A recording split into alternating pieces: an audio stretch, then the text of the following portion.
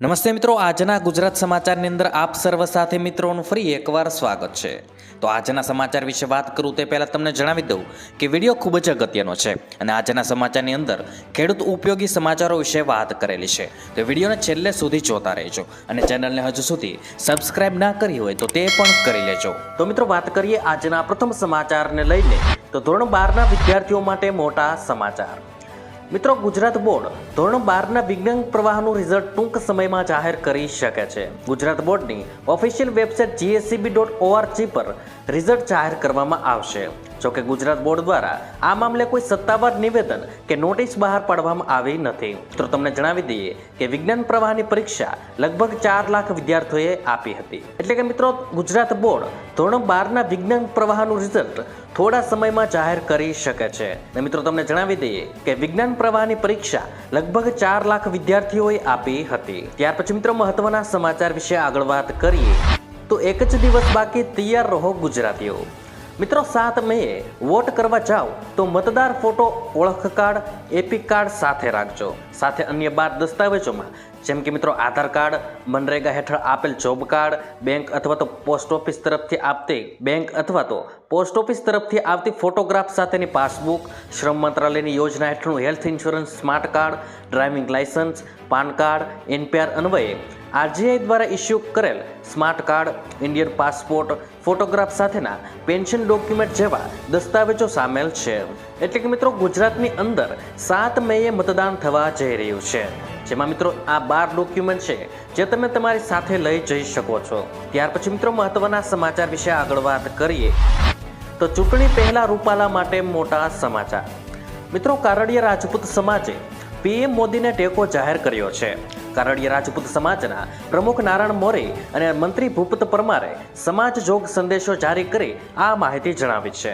જેમાં લખ્યું છે કે નરેન્દ્રભાઈ સનાતન ધર્મના વિકાસ અને રક્ષા કાજે લીધેલા પગલાં ક્યારેય ભૂલી નહીં શકાય. સાથે કમળને મત આપવા અપીલ પણ કરી છે. આનાથી રાજકોટમાં ભાજપના ઉમેદવાર પુરુષોત્તમ રૂપાલાની સ્થિતિ મજબૂત થઈ હોવાના અહેવાલો છે. ત્યાર પછી મિત્રો મહત્વના સમાચાર વિશે આગળ વાત કરીએ, તો ગુજરાતમાં કુલ 4.97 કરોડ મતદારો આપશે મત. મિત્રો, ગુજરાતમાં લોકસભાની 25 બેઠકો પર ચૂંટણી યોજાવાની છે, જેમાં મિત્રો 19 મહિલા સહિત 266 ઉમેદવારો મેદાનમાં છે. ચૂંટણીમાં કુલ 4,97,68,677 મતદારો મતદાન કરવાના છે. 50,788 મતદાન મથકો પર મતદાન થવાનું છે અને ભરૂચમાં સૌથી ઓછા 17,23,353 અને નવસારીમાં સૌથી વધુ 22,23,550 મતદારો નોંધાઈ ચૂક્યા છે. બેઠકના વિસ્તારોમાં સૌથી મોટો કચ્છ અને સૌથી નાનો અમદાવાદ વેસ્ટ છે. એટલે કે મિત્રો ગુજરાતની અંદર 7 તારીખના રોજ મતદાન થવા જઈ રહ્યું છે અને મિત્રો એમાં 4.97 કરોડ મતદારો મતદાન કરવાના છે, જેમાં મિત્રો 19 મહિલા સહિત 266 ઉમેદવારો મેદાનમાં ઉતરી ગયા છે. ત્યાર પછી મિત્રો મહત્વના સમાચાર વિશે આગળ વાત કરીએ, તો ચૂંટણી પહેલા ખરાબ સમાચાર. મિત્રો, ચૂંટણી પહેલા ગુજરાતીઓ માટે ખરાબ સમાચાર સામે આવ્યા છે. સિંગતેલના ડબ્બાના ભાવમાં 10 રૂપિયાનો વધારો થયો છે. મિત્રો, 15 કિલો ડબ્બાની કિંમત 2,565 રૂપિયા થઈ ગઈ છે અને મગફળીની આવક ઘટી છે. તેથી આ પરિસ્થિતિ જોવા મળી રહી છે. મિત્રો, તમને જણાવી દઈએ કે રાજકોટના તેલ બજારમાં સિંગતેલમાં 10 રૂપિયાનો વધારો થયો છે. હજુ એક અઠવાડિયા સુધી સિંગતેલના ભાવમાં વધઘટ થઈ શકે છે. એટલે કે મિત્રો ચૂંટણી પહેલા ગુજરાતીઓ માટે મોટા અને ખરાબ સમાચાર સામે આવ્યા છે. અને મિત્રો સિંગતેલના ડબ્બાના ભાવમાં 10 રૂપિયાનો વધારો થઈ ગયો છે. અને મિત્રો રાજકોટના તેલ બજારમાં સિંગતેલના ડબ્બાનો ભાવ 2,565 રૂપિયા થઈ ગયો છે. ત્યાર પછી મિત્રો મહત્વના સમાચાર વિશે આગળ વાત કરીએ, તો ડુંગળીની નિકાસ પર પ્રતિબંધ હટાવ્યો. મિત્રો, સરકારે ડુંગળીની નિકાસ પરનો પ્રતિબંધ હટાવ્યો છે. સરકારે ડુંગળીની નિકાસ પર 40% ડ્યુટી લાદવાનો નિર્ણય લીધો છે. આ સાથે લઘુત્તમ નિકાસ કિંમત એટલે કે MEP 45,800 રૂપિયા પ્રતિ મેટ્રિક ટન નક્કી કરવામાં આવી છે. ગયા વર્ષે ડિસેમ્બરમાં ડુંગળીના ભાવમાં વધારો થયા બાદ સરકારે તેની નિકાસ પર પ્રતિબંધ મૂક્યો હતો. હવે ડુંગળીના ભાવ સ્થિર થયા છે અને આવી સ્થિતિમાં સરકારે તેની નિકાસ પરનો પ્રતિબંધ હટાવી દીધો છે. ત્યાર પછી મિત્રો મહત્વના સમાચાર વિશે આગળ વાત કરીએ, તો 12મું પાસ સરકારી નોકરીની ઉત્તમ તક. મિત્રો, ધોરણ 12મું પાસ કર્યા પછી તમને અહીં સરકારી નોકરીની ઉત્તમ તક છે. સ્ટાફ સિલેક્શન કમિશન એટલે કે એસએસસી સરકારી મંત્રાલયોમાં અલગ અલગ હોદ્દા ઉપર નિયમિત ભરતી બહાર પાડે છે. એસએસસી દ્વારા નિયમિત CHSL, CGL, MTS સહિત વિવિધ પરીક્ષાનું આયોજન કરવામાં આવે છે, જેના માટે તમે એકવાર પરીક્ષા પાસ કર્યા પછી upper division clerk, lower division clerk, data entry operation અને સેટિંગ આસિસ્ટન્ટ જેવા પદો પર નોકરી મેળવી શકો છો. ત્યાર પછી મિત્રો મહત્વના સમાચાર વિશે આગળ વાત કરીએ તો કેન્દ્રીય કર્મચારીઓ માટે સારા સમાચાર. મિત્રો, કેન્દ્રીય કર્મચારીઓ માટે હવે તેમના બાળકોના શિક્ષણ અને હોસ્ટેલ સબસિડી જેવા અમુક ભથ્થામાં વધારો મળશે. મળતી માહિતી અનુસાર કર્મચારીઓના મોંઘવારી ભથ્થામાં 50% અને બાળકોના શિક્ષણ અને હોસ્ટેલ સબસિડીમાં 25%નો વધારો કરવામાં આવશે. નાણાં મંત્રાલયે 12 માર્ચ 2024ના રોજ જણાવ્યું હતું કે 2024માં 1 જાન્યુઆરીથી કેન્દ્રીય કર્મચારીઓના મોંઘવારી ભથ્થામાં 50%નો વધારો લાગુ કરવામાં આવશે.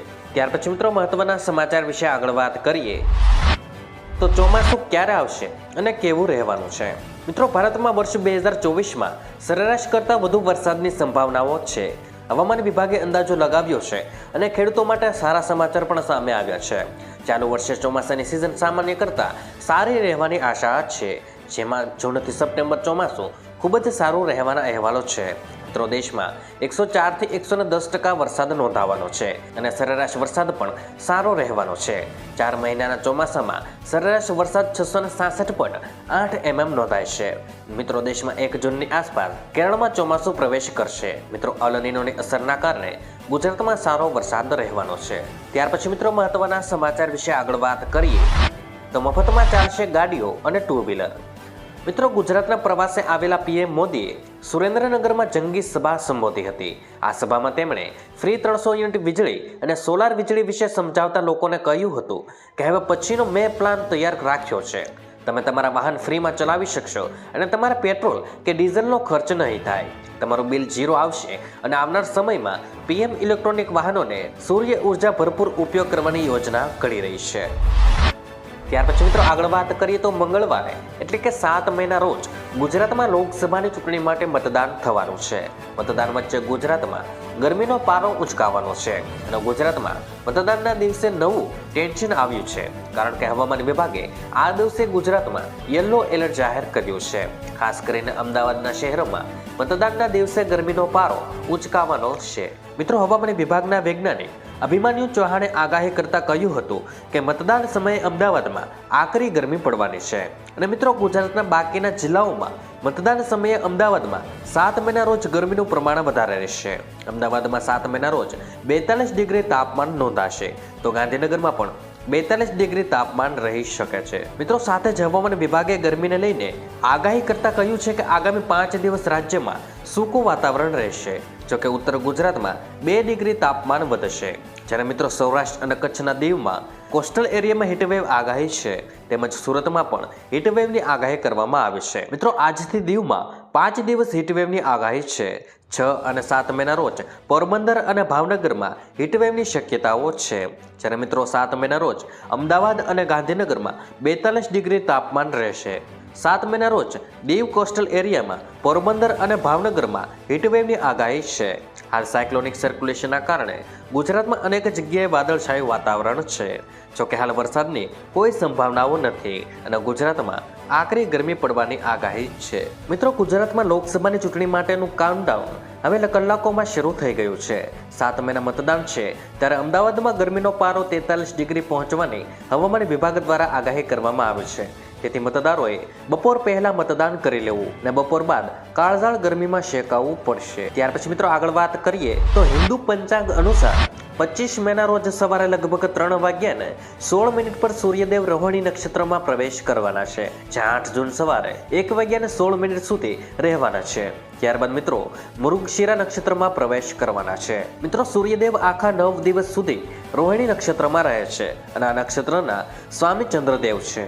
આવામાં સૂર્યના પ્રભાવથી શરૂઆતના 9 દિવસ સુધી ચંદ્રની શીતળતા ઓછી થઈ જાય છે અને આ જ નવતપા કહેવામાં આવતો હોય છે. એટલે કે મિત્રો એનો અર્થ થાય છે સૌથી વધુ ગરમી. મિત્રો, વિજ્ઞાનની દ્રષ્ટિએ વાત કરીએ તો મે માસના અંતિમ સપ્તાહમાં પૃથ્વી અને સૂર્ય વચ્ચેનું અંતર ઓછું થઈ જાય છે. એવામાં આ દિવસે સૂર્યનો પ્રભાવ ધરતી પર વધુ હોય છે. આ જ કારણે જ્યેષ્ઠ માસના આ દિવસો સૌથી વધુ ગરમ હોય છે. મિત્રો, જ્યોતિષમાં પણ નવતપાનું વિશેષ મહત્વ છે. જ્યોતિષોના મતે જ્યારે જ્યેષ્ઠ શુક્લ પક્ષમાં અર્ધથી સ્વાતિ નક્ષત્ર સુધી ચંદ્ર પોતાની સ્થિતિમાં આવશે ત્યારે આ સમયે ચંદ્રનો પ્રભાવ ઓછો થઈ જાય છે અને આને નવતપા કહેવામાં આવે. મિત્રો, નવતપાની અસર શું છે તેના વિશે વાત કરીએ તો એવું માનવામાં આવે છે કે નવતપા દરમિયાન આગની ઘટનાઓ વધુ બને છે, પરંતુ સૂર્યપ્રકાશમાં વધારો થવાથી વિષાણુનો અંત થવા લાગે છે.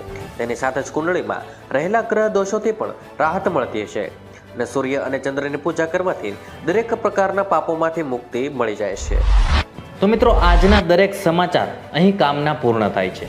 આપને કહેવા લાગ્યા એ કોમેન્ટ બોક્સમાં જણાવી દેજો અને વિડીયો કામનો લાગ્યો હોય, સમાચાર ઉપયોગી લાગ્યા હોય તો મિત્રો આ વિડીયોને એક લાઈક કરી દેજો, જેથી કરીને અમને પ્રોત્સાહન મળતું રહે અને દરરોજના ખેડૂતને લગતા, હવામાનને લગતા અને ગુજરાતમાં પળે પળના સમાચાર મેળવવા માટે ગુજરાતની આ ચેનલ તાતની વાતને સબસ્ક્રાઇબ કરી લેજો, જેથી કરીને ગુજરાતની દરેક અપડેટ્સ તમને મળતી રહે. તો મિત્રો, હું મળીશ તમને આવતીકાલે નવા સમાચારો સાથે અને નવી માહિતી સાથે. ત્યાં સુધી મિત્રો મને રજા આપશો. ધન્યવાદ.